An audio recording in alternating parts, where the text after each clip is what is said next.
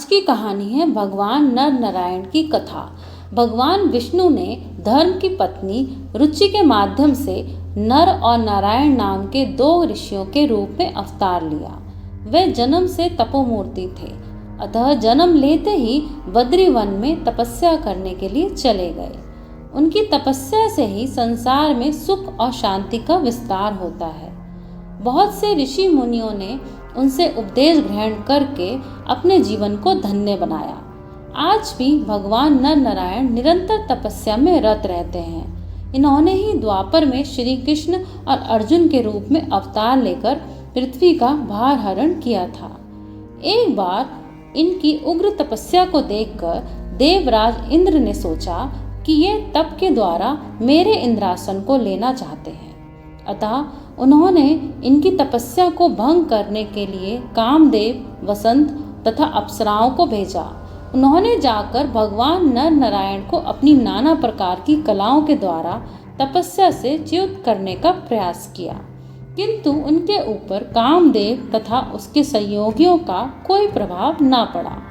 कामदेव, वसंत तथा अप्सराएं शाप के भय से थर थर कांपने लगे।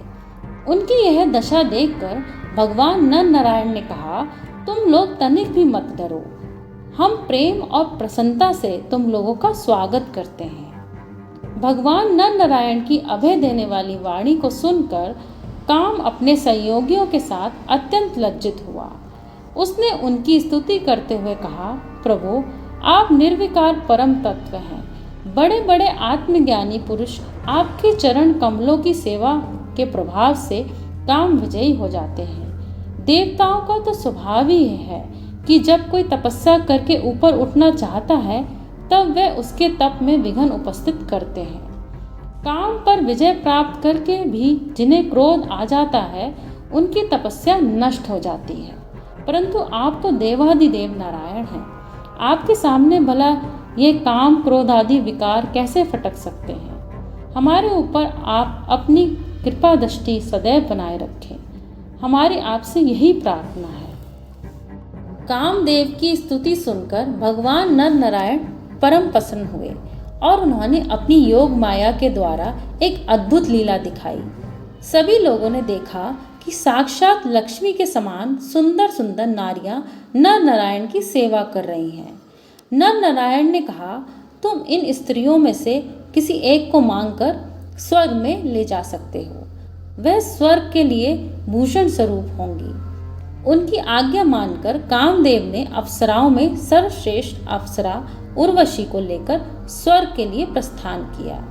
उसने देव सभा में जाकर भगवान नर नारायण की अतुलित महिमा से सबको परिचित कराया, जिसे सुनकर देवराज इंद्र चकित और भयभीत हो गए।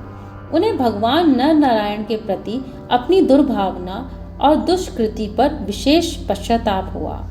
भगवान नर नारायण के लिए यह कोई बड़ी बात नहीं थी। इससे उनके तप के प्रभाव की अतुलित महिमा का परिचय मिलता है।